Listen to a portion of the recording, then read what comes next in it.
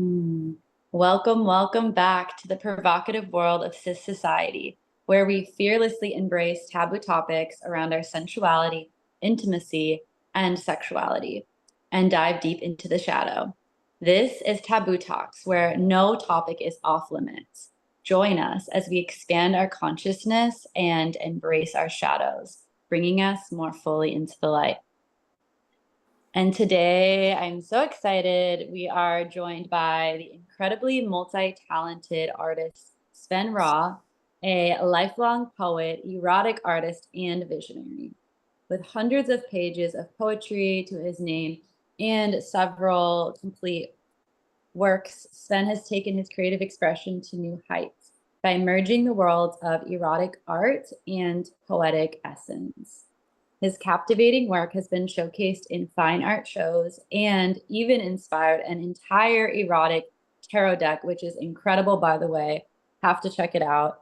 Beyond the canvas, Sven is trained with leading teachers of Tantra, uh, Qigong, and yogic arts, and has designed the ultimate tantric massage experience. We're excited to dive into his journey of blending art, sensuality, and spirituality. And it's just an honor that you're also a part of our private WhatsApp community. And that's how we actually got connected to him. So without further ado, welcome onto the show, Sven. We're really excited to dive into this last week's discussion of sex magic with you. I am really happy to be here. Yeah, thanks for inviting me. Yeah, and I just want to start by asking this question to you because we've had a lot of tantric teachers and mostly all women actually around this topic sharing around sex magic and kind of the ritual of it, how to practice it, what you can manifest, all these types of things. And I just feel like intuitively like you might have some different codes and understandings around sexual magic. And so I would just like to start with that question of what is sex magic to you and how might you have a little bit of a different perspective or angle on it?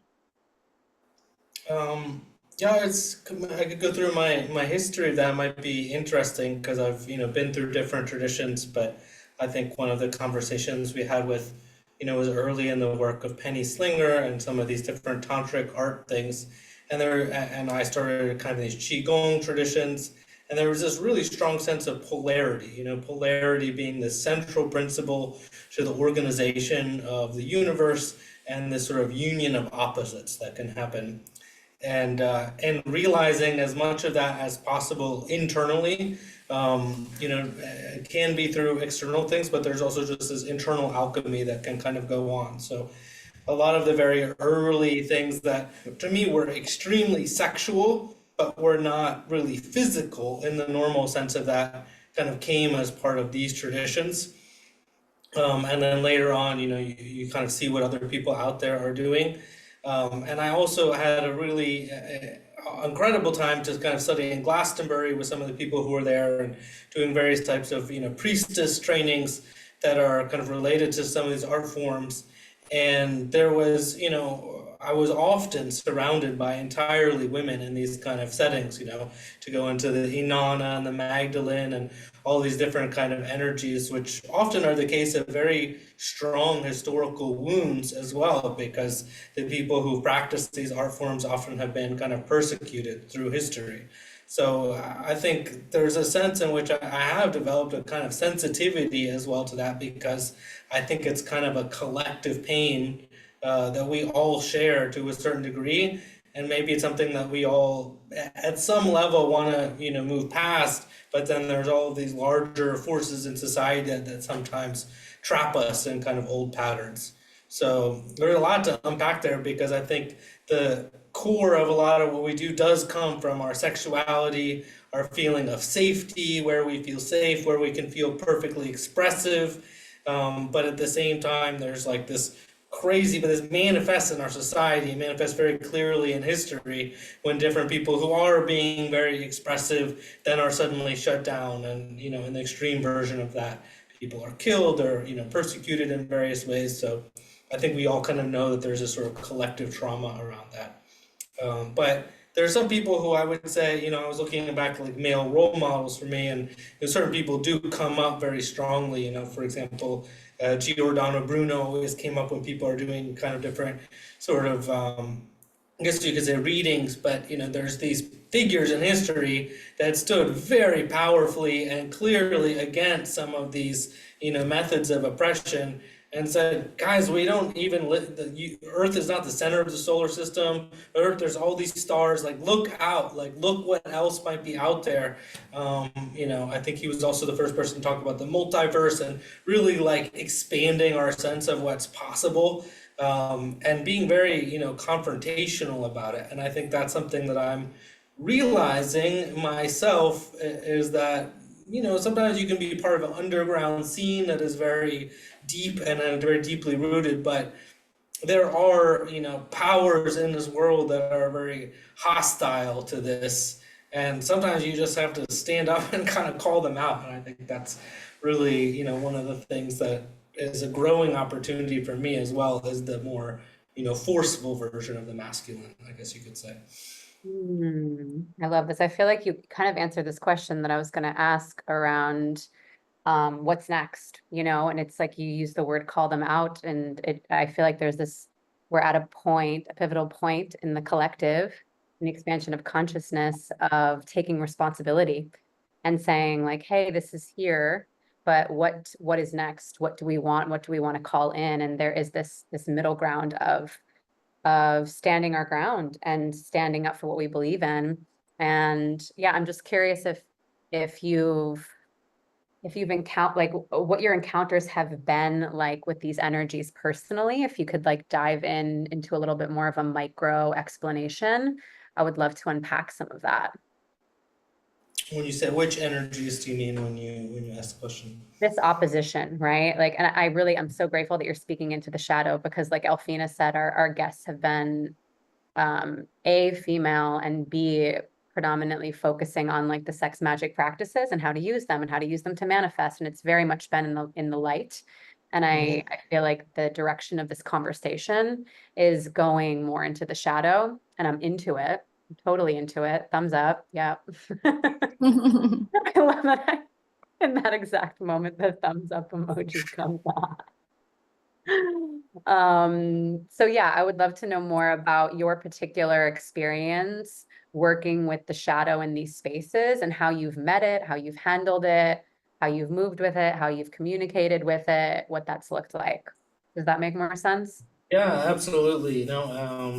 Maybe I'll try to illustrate some of this from my own deck, since I have it sitting here, and it is a kind of major theme, that goes throughout this. And I think, one really heavy element that is that, we think of ourselves sometimes as individuals, but we have a lot of collective energy going on, whether it's ancestral or family or just our society and programming and gut bacteria and all these things. And so it takes a lot of work, frankly, to really get to the core of what's really driving us and really find out what is the most individual kind of part of that. Like, we're even talking about some really deep, very significant kind of collective trauma that have been part of humanity more or less since the beginning, since apes were like clubbing each other over the head, for scarce resources. So it's kind of really deeply ingrained. And I think one of the things that I have found, most helpful is these kind of settings. I mean, I once had a BDSM therapist, and she said, Joel, I really can't actually advise you at all, because what you do is not BDSM, it's more like theater, and I would love to be at your events or around the things you're doing, but it's very different, but there is this kind of role play that goes very deep, particularly in the theater world, where it's like mask therapy. You put on different masks, you effectively embody something when you're doing that. And people do that, at festivals when they go out and put on a different set of outfit, feel how it makes you feel, the fashion, the kind of sexy, clothing, whatever it is that is there. But it's also really a deeply kind of therapeutic art form when you get into it. And I think one of the really deep, I mean, it's a harder form of empathy, but it's a really deep form of empathy when you can really go and put yourself in the shoes of another person. So you can be on kind of both sides of I mean, every historical event, even the ones where very clearly someone's doing the right thing and the wrong thing, there's a sort of, set of emotions that's around those things. There's a reason. There's this kind of like complex machinery that is like, when you really dig into it, you want to understand, why did that person think that that was okay, right? People are still asking us about Hitler. Why did all these people just go along with it? And for that matter, what motivated him to do these horrific things in the first place? So once you really start digging into those, it's kind of usually kind of unsettling and unpleasant.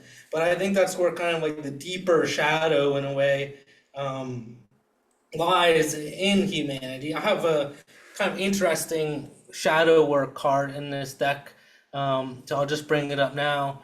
It's the third one in the kind of illumination sequence. So overall, this is really about illumination and having more light in our lives and that kind of thing. But the sort of, interesting enough, there's kind of a poem, we talked about poetry, that actually kind of goes along with it. I have a lot of poems that are part of the deck. Some of them are in the guidebook, some of them are actually not, because there's so many of them. But this one, I don't know if you can see very clearly, but there's a hat that this person is wearing, in the shape of a pyramid as well. And these were kind of limited edition hats that were made for Burning Man, which is partially, where this deck started. And I also brought a pyramid to Burning Man, and it's kind of been there quite a few times. A lot of people have seen it. But the kind of, there's this kind of concept that goes back to the Egyptian mysteries in the underworld, is that sometimes you need to go in a tomb, a coffin, and kind of like, basically these rituals are done where you are basically literally embodying death. And that is, in an underworld journey. It's a very kind of classic motif, it's in this, Orpheus kind of myth and all of that. So it's goes very, very deep, that we kind of have to look into all of the past and all the things we want to forget about, and kind of bring them to the surface. And that's going to be a little bit different for each person. And I think that it has a physical element as well. So I am, even though this is obviously a deck, and it's used for kind of inspirational, and I'm very into the physical embodied form of kind of therapy, because I think somatically people can hold a lot of this tension as well in their body and not realize it. And one thing that was very coherent for me, in a way, is a form of shadow work, is working with some kind of body workers, and they were encouraging me to explicitly ask for touch in regions, to be very vocal about what kind of touch I wanted, and have touch in regions where I wouldn't normally ask for touch. And a lot of people are very nervous about asking for erotic touch, and I think maybe even more so for women, because they're often approached, for someone else, is going to be approaching you and kind of trying to take something from you, want something very specific from you. So there's this aspect of vocalizing what exactly feels right in this particular moment. And when I did this, something very surprising happened. I found that I had all these kind of regions really in the hip girdle for the most part, or kind of inner groin, that were just kind of really tense and just like holding on to something. They weren't really, like, it wasn't really clear exactly, what was there, because it was just kind of in those middle areas where they're not really sexual per se, but they also don't really get touched. They're just kind of like neglected, and I think that's one of these interesting things where it's like, there's the shadow, it's like where no one's looking. It's like underneath, cleaning out your bedroom, and you just kind of like got to move the bed away from the wall and kind of like scrub in that little spot that you normally don't see, but there's all this like dust sitting there, So I think, like, there's the like dark side of shadow work, and there's just the kind of like, oops, I didn't think to look there kind of shadow work, and it's all valuable. Yeah, it's fine. I hope that answers your question. That was fantastic. Yeah, something that's coming through that actually like connected us. We had posted in the chat, and you responded around a post around Carolyn Elliott's work, and I'd been diving into that work for a few years now, on and off, kind of, diving into it, forgetting about it, coming back to it, feeling called to it. And there's this concept in her book, just in general, like her book's spectacular and her work is spectacular, but it's like the through line is that shadow work will come to you whether you intentionally want it to or not, right? Like if you intentionally choose shadow work, you have a choice of kind of how you move through the space. But either way, it's showing up in your life through your life. If you look around at things you both like and don't like in your life, that's a manifestation, right? Specifically of the things that you don't like, that's a manifestation of the shadow, right? So I love the concept of just being able to use to look around in our life and say, okay, I don't like this, I don't like that, that's not working, and say, oh, okay, like this actually is a direct line into my subconscious. And from this space, I can get really curious. So I feel like what kept coming through is kind of one of the foundational, I don't want to say solutions, but like a way that we can move forward collectively into the shadow is through curiosity, right? Like beginning to get curious about why things are happening in our lives, why we don't like things, why continuous patterns keep showing up. I have like multiple sisters in my life who are like, I just keep meeting these men who are A, B, and C, or like I'm consistently meeting infidelity. And I'm like, like, have you gotten curious about that? Like, why is this happening to you? And so as we begin to kind of peel back these layers, there's a lot to unpack, like you said earlier, but it's an exciting and beautiful process to be able to kind of hop back into the driver's seat and say, okay, like I'm going to take control as best I can and see what's here. And yeah, Elf, what's coming up for you? Oh, well, just as you're speaking this, quote from Carl Jung that I know Carolyn likes to use is like, until you basically do the shadow work, the shadow will continue to rule your life and you'll call it fate. It's something along the lines of that. And that just reminds me of the sentiment that you're saying. Like it's there. It's kind of like the dirty bed analogy that I love that you use, Sven.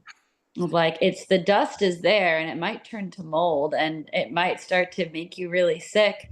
And you might just be like, I'm just getting sick. And you might just call it your fate and your destiny that you're sick. And you don't even understand that it's because of the mold and the dirt that has been actually making you sick the whole time. And until you actually move the bed and look at it and clean it, it's going to continue making you sick. It's like, I love that analogy. And every time I move my bed, there's always You mean your physical bed or your energetic bed? I try to keep up on my energetic bed as much as possible. But they're definitely connected. I feel like the cleaner we become in our intellectual, emotional worlds, the cleaner that I find myself creating in my external reality. It's also connected. So I would love to hear your definition of shadow work, Sven, and like for people listening who are new with this topic, or maybe they've been doing shadow work, how would you describe it, number one? And then how would you applicably use it, like in a day-to-day example of how you would integrate shadow work into your life and what that would look like? Well, I'm, aware of Karen Elliott's, work, and we have some mutual friends and the kind of BDSM and other versions of kind of digging in there. But I use analogy from some martial arts stuff that I do as well, where in this particular tradition that I train in, we do a lot of striking. But when you hit someone, basically the reaction when you're on the receiving end of that is a lot of people go into tension, right? You're kind of there, and you kind of get frozen up, and then you're kind of like reactive and the rest of it. And the concept is actually this is the worst thing to do when you're in a fight, because when you go into the state of hypertension, then basically you're less able to flow, you're less able to be actually reactive and kind of proactive in a way. And I think we kind of all have this thing where we become reactive in our mental life, and we go into autopilot and we start doing things, and a lot of relationship patterns and the rest of it can come from this stuff because we just kind of go into something.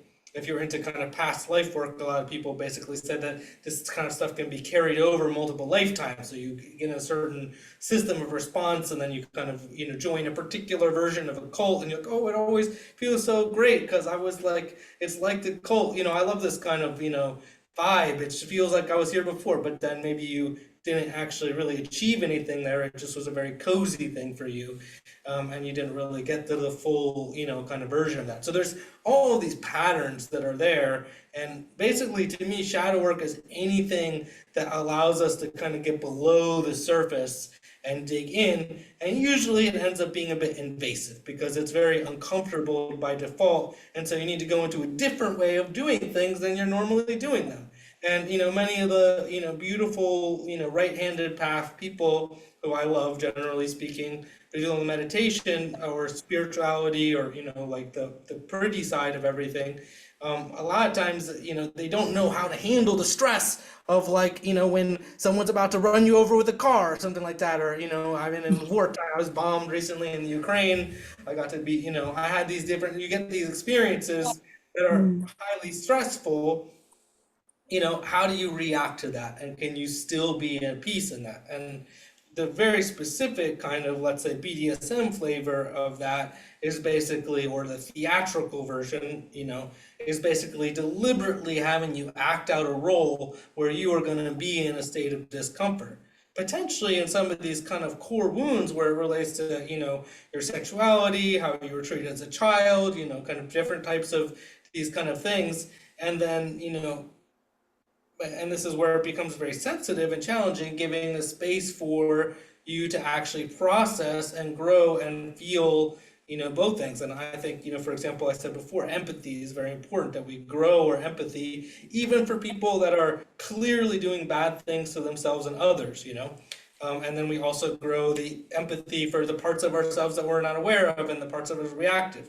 But in general, in all of these things, moving out of a reactive state where we go into a point of tension and then we start kind of doing things automatic is almost always bad, basically. It's bad for us, it's bad for our kind of future, it's bad for our health, it's bad for that. So we're basically trying to break ourselves out of these old patterns by doing things that, shake us up a little bit. And that's very classic, like tantra in a way, is basically putting people in situations that make them do something a little bit uncomfortable, and for that reason it's always a bit uncomfortable. Yeah.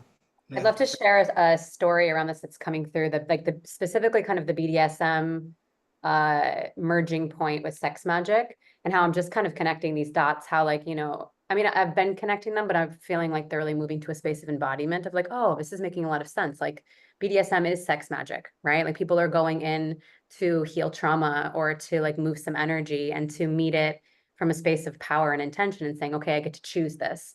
And so when I was younger, I was spanked, right? And I feel like this is such a common story, like daddy spanked me. I was a bad girl. Yeah, it kind of was, it was a Mhm. wound of the times, it was the thing that was done. But I just, for years throughout college and my 20s, like I felt so triggered when anyone would even get near my ass. It was like a no zone, right? And I had no idea. This was in the subconscious. This was a shadow. I had no, like, there was no awareness there. And when I started to do shadow work, that came up. Because then I kind of transmuted this fear, this resistance into what ultimately was a desire, right? And this desire, I now got to choose. Like I got to, sit with a lover or a partner and say like, oh, I get to choose to be spanked. Like, hey, can you please spank me? And that process, I think I cried the first time it happened. It was so incredibly healing. So much energy was released from my body through that practice. So I feel like this is one way that we can intentionally work with these energies through our sexual encounters, is like, oh, like, where's my shadow? Where's my wound? How can I play with it? Right. Um, even role playing is like a great example too of like, I think like BDSM or just like, sex magic, that's an alternative shadow work side of sex magic that's not like, let me manifest $1 million, which is amazing. But like, what's on the flip side, right? It's like, okay, let's also manifest our healing. Let's manifest a clear, clean conscious. Let's manifest, yeah, peace.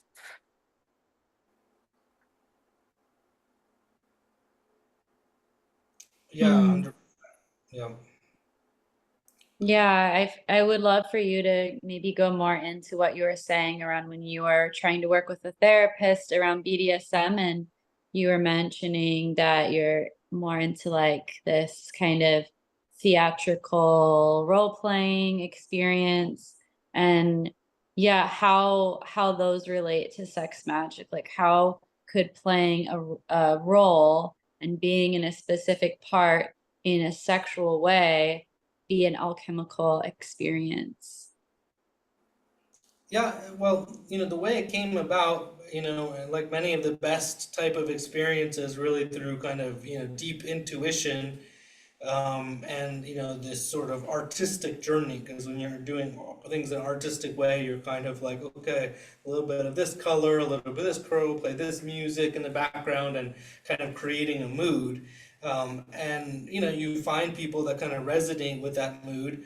And various points, and most of the things that led me in this direction were kind of just being a blank slate for other people's ideas. And there was some people who had this, for example, like professor, kind of like kink kind of thing, where they wanted to be taught and basically be led in particular things. And in fact, most people was very serious, kind of into the kind of kundalini type things, but they wanted to be in this sort of transmission, energetic transmission state, but also to have you know the sexuality be part of it. And it's amazing in the sense that this is one of the things that these things allow, basically, is for people to have full awareness and consent, and kind of basically go in to exactly kind of what it is that they want for themselves. And I think that the process of kind of verbalizing that is a very healthy one. And some like really interesting things happened, even from my own side, as I kind of dropped into this. Like, I've been a poet for a long time, but I have almost never really had my own poetry come in a way where I kind of immediately memorize it. And in this case, it came like while we're doing this kind of Kundalini exercises, like a mantra. And it was like, um, fire, death, heart's reign. Our ecstasy is birthed from pain. Deep within Mm. our hidden hearts, that's where penetration starts. And it would just come Ah.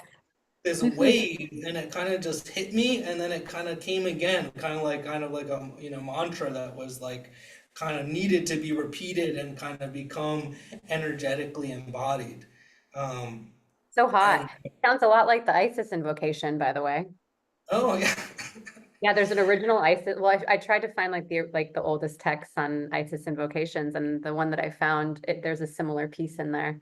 It's like, I am heaven, I am hell, I am earth, I am fire, I am water. It doesn't rhyme as beautifully and poetically as you put it, but I'll have to send it to you. It's pretty Yeah, fucking please, crazy. please, please. It's pretty fucking crazy. Um, So you were saying? Well, I just think some of this stuff really, vibrates at this kind of fundamental level, and then when we open ourselves up, that's where we find, again, it was a form of polarity that I wasn't even expecting necessarily, and then, people find themselves, at least for a period. The nice thing about these things too is you're not like committing to something like for the rest of your life or something like that. You're just saying, for this period, I want to experience what it's like to be in this particular role.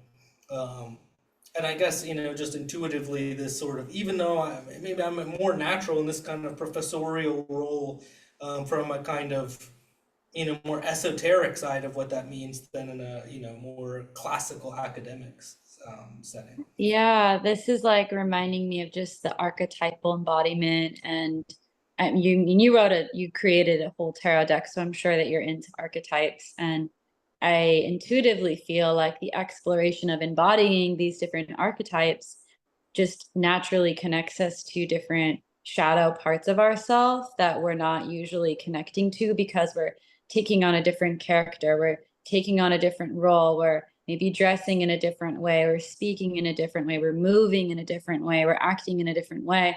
And when we change all of those components of our day to day of how we usually act in like a sexy situation, then I'm sure that just naturally it creates more space for these shadow parts of us, not even like necessarily like they're anything bad, just different sides of us that we don't usually try on can naturally come out more when we are in this like role play.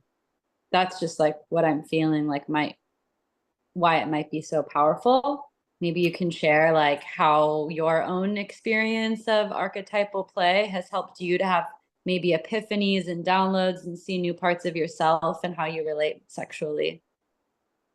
Yeah, well, a lot of things, really, and I would say, I mean, when we talk about shadow, like you find, what's under the bed, you might find something that is hidden that you didn't know you left there or whatever else. So it doesn't necessarily need to be like triggering and we're going to go into all the, stuff. It Mhm. can be really exciting, and Yeah. finding like, oh, I really like being in a, dragon suit and going around and, Yeah. terrorizing people as a dragon or whatever else. So I think that that is, what makes it, life worth living in a way is being able to live larger than yourself and kind of live in this dreamlike state. And for me, what was really interesting, and exactly this note, well, first of all, the original name of this deck was Erotic Archetype, so it was very explicit from the beginning. But I found that my own sexual experiences became more and more surrealistic, basically the type of things where I kind of came and everything kind of fell in place in very particular ways in order that I never could have anticipated. And then even beyond that, when I get into the kind of later sequences of the deck, it became like more or less like this extended kind of surrealistic kind of objects, but with this really fascinating kind of like mathematical sort of precision that accompanied it, with certain ratios, kind of like Salvador Dali paintings. I kind of felt like I was increasingly living inside of some kind of Salvador Dali painting, but a more like 21st century kind of, metaverse infused version of all of that. So it's really, and it's put me in touch with just amazing, really, really interesting artists and people as well. That I think somehow it's part of this sort of deep artistic creative process where you really start kind of like these things start coming up and almost, having their own form and reality to them. So I don't know, I'm just very grateful for the process, frankly. I mean, and obviously it's kind of going through the journey of basically building a deck is in a way going through all of these things and experiencing them, so that other people can experience them. Mm. I want to check out this deck, eh? I would love to hear about, well, two things came up. One, Elfina, I love that you brought up the archetypes. Like perfectly cued, right on time. I was working this morning with Kali energy, and then I went to go pull a card, and Kuan Yin came through, and I was like, oh my God, like this is the duality of compassion, right, and kindness. Like Kuan Yin is this soft, compassionate archetype, and Kali is this like sharp, discerning archetype of the same frequency, right? And so it's just interesting how now that I'm working with one side, the other ends up coming through to kind of balance it out. And I'm just able to see it more. I've kind of pulled back the veil. And so it is supportive to be able to connect to these archetypes and say, wow, I see both. I see myself in both of them, right? And then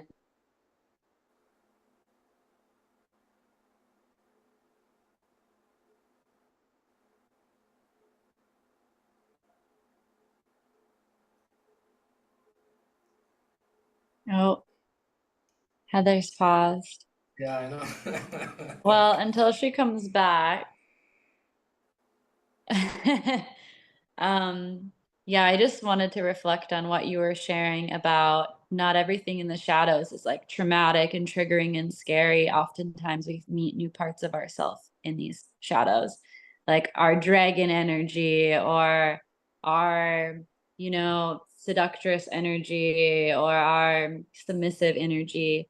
And I feel like there's so much power that lies in the shadow, and that the more that we explore the shadow, although it can bring up some uncomfortable things, underneath that is like a new level of ownership and sovereignty and self-knowing, and just so much radical empowerment that comes through exploring that, because we're meeting new parts of ourself, and we're actually coming into more wholeness and completion and fulfillment in ways that we didn't even know that we desired, because we didn't even know they were there.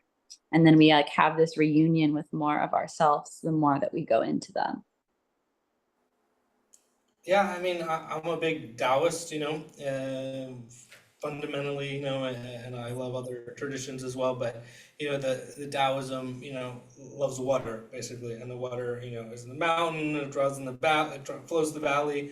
Who fights water? Like, there's no point in fighting water. You can't fight water. You're like, it's just like water is there, it's kind of there, and it's a similar concept here. We talk about being submissive. Submissive is when you kind of have no attack surface, right? There's nothing to hit. What are you gonna do? Punch me in the wallet? I don't even care about money.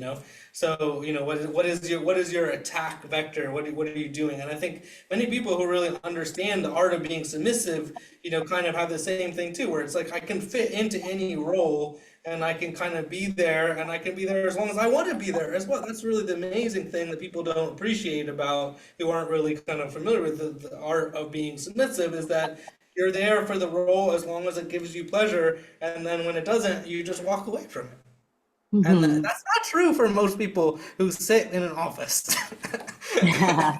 It's not true for most people who are, sitting in in the Senate right now. That there's like they may have a scene like loud, but they can't like walk away from it in the same way. And I think that's also really kind of an art form of kind of, and you can own all of those things, as much as you enjoy them and find yourself empowered by them, or not, So. Yeah, well, I mean, we'll see if Heather can join back. She lives in Tulum, and sometimes the internet connection isn't the best there. But Her eyebrows are moving now. I'm here. I've been here. oh, What's up? wonderful. Can you see me? She rose from the Yeah. shadow. She died, and she's reborn. We were talking Heather, about I've right? risen like a phoenix to the ashes. Beautiful. Yeah, I went to the density into the underworld, and now I'm back. Missed you guys. I'm curious to hear you, Sven, share some of the most powerful archetypes that you've worked with, or maybe some archetypes that you created in your deck. Yeah. And to give people some inspiration of trying new archetypes on for themselves. Yes, that was my question before I went into the underworld. This is great. I'm glad that Well, we're the transmission. I know this probably isn't what you were going to anticipate me saying, but I hold up this one, which is a rebirth card, and you can probably It's tell really it. hard to see. It's like really blurry. Maybe if you It's pull it blurry. back from the camera a little bit. It's Yeah, a little bit challenging anyways, because it's a sort of stained glass representation of a woman's body, and this kind of, onion basically that is where with the yoni. And it's one of the things I thought was interesting. You're talking about peeling things back, right? The peeling back. And to me, there's this amazing, like I got this from Pablo Neruda, because poetry stuff, and he talks about how when you unpeel the onion, not only do you have tears, but it's like this whole like opening a cathedral, and there's this incredible like a mystery once you really like peel back all of the layers. And I just think that there's like all this profound things that are in these small things in nature that we just kind of look past, and then when we really like dig into it, then it like opens up this whole other world. So my biggest archetype in a way is in finding the mystery in the small things that everyone else, when they're looking for the big things, just kind of forgot, and then often is kind of unhappy, basically saying who has the tallest skyscraper or whatever it is, when you can find this incredible mystery in the olive oil and how it was squeezed, and the tender care that went into it, and all these other really deep kind of textural things. And another thing that I think is profound, that is also, I'm wearing this a scent that is a custom scent that some people made for me called Forbidden Fruit. And I think there's this incredible wealth in this like sensory, kind of world as well, and the smells and things like that. That often I've noticed from different people, seems to one of the most potent ways of actually carrying over things from different kind of dream-like states is actually through scents. So there's all these things I think that are out there that people. It's like kind of similar, exactly to shadow work. People aren't looking in the place, and then they just kind of look over it. You don't see it. It's kind of been there the whole time, but you just have to kind of be aware that it's there. So that's in some ways the most exciting thing. I could talk about, other archetypes too, but I guess one that maybe is here that is kind of has a cool story because it was actually a really big thing, and you mentioned it a few times about, you know, being a man and this kind of sex magic or whatever, and you have this legacy of people who came before you too. Like I'm quite familiar with them. I've kind of read, about all the Mathers and Crowley and all these different people, um, JPL, and it's kind of interesting, and it's also kind of troubled history of like people who try to articulate some of these things go all the way back to Egypt and their own kind of challenging things. And so in this one, I kind of needed in this thing, I wanted to have a picture of manhood, right? And, well, it's, again, a little bit maybe hard to see, but small. But I put it on Twitter at the time and started going in the circular trying to see what was the image that I would use, and I found it really challenging. Honestly, it was like very, because you want to capture some kind of like archetypal energy, or what does a new version of manhood look like, and all of these other things. And it's like then you look at a bunch of different artists, a bunch of different renderings of it, kind of really trying to engage. I was fortunate in a sense because I was one of the very early people who was behind some of these new ways of registering digital art. So I got to know a lot of artists through that, and so I can kind of usually get a lot of responses. But it was a really, really challenging thing. And eventually I just came across this image, and it's sometimes hard to express. That's why I love being in the artistic realm, because sometimes describing something doesn't do it justice, but and it almost takes away from it. But I don't know if you can see, but this person has kind of like a double halo effect, and he's sort of like sitting on a cloud, and it's almost like these different kind of lights are kind of like coming through him. And I don't know, and interesting enough, it doesn't say men or manhood or whatever else. It says awakening, on the card. So, it's kind of like awakening to maybe a higher version of yourself that is a little bit less worried about, what's going on in Earth 1.0, and a lot more concerned about, everything else that, is there in the larger potential of what we could be doing. And, and enjoying the ride too, I think it's kind of like I always love cherubs. It's funny, I get banned, I'm sure many people from your social circles get banned from social media for having like the wrong part of the body showing. I'm quite familiar with this, but from having art on Instagram and things. But the one that I got in trouble with recently for the most is posting pictures of cherubs, because I love, cherubs and little like angelic beings and the pictures of them and all of that. And I got banned from like 3 different dating things and whatever else. They're like, you have nudity in your picture. I'm sitting in front of a painting from the 16th century of a cherub, okay? In fact, I have one right up here, but behind me I have a little So cherub. preposterous. So silly. This is the collective shadow. No, because it's like, it's funny and it's comical, right? But on the other side, it's absolutely preposterous. It's ridiculous, and it's his shadow. Like one of my friends who has a son was at the beach with him. He's like 3 or 4, and he was topless, he's at the beach. He had his like bathing suit on, and they got banned for nudity. Like she got banned from Instagram for nudity for having a picture with her and her son at the beach. And I was like, wait, this doesn't even make actual, like we're going too far in the pendulum. Like, how do we get back? Let's like wheel it back a bit. Cherubs? Cherubs. I like that's a fun archetype, cherubs, and then like a higher self archetype. I mean, these archetypes are interesting because I was expecting, like the traditional archetypes people talk about, but the way that you even talk about archetypes, the way that your mind thinks about them feels really different and interesting. So thank you for sharing. And we have about 5 to 10 minutes left of the conversation, so I can't believe it's already gone by so fast, but I just want to give you a chance then to share anything else that's coming through, as well as Heather, if you have another final question for him to ask. And yeah, what you want to leave these listeners with around sex magic, really. I just want to share gratitude. I don't have any specific question coming through. Although I'm looking forward to staying in touch with you. I find you to be like a really fascinating creature with a lot of really interesting information circulating in your orbit. And I'm really grateful that you were able to come on the show today and share the art of you and all that that entails. So that's my piece. Yeah, and that like sex magic doesn't have to be this methodical formula to follow.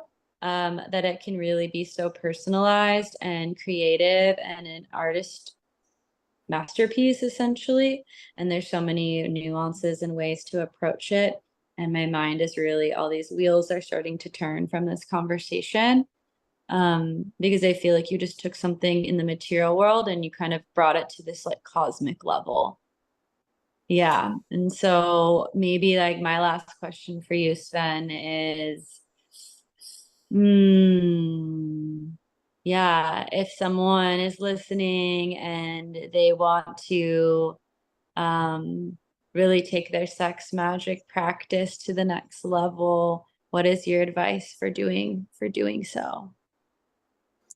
Well, I think it's been a theme of this conversation, is the kind of shadow work side, but not indwelling on it. And I think this is one of the amazing things about sex, in a way, in general, is that there's all this, multi-dimensional orgasmic potential that can kind of unfold and be on top of it.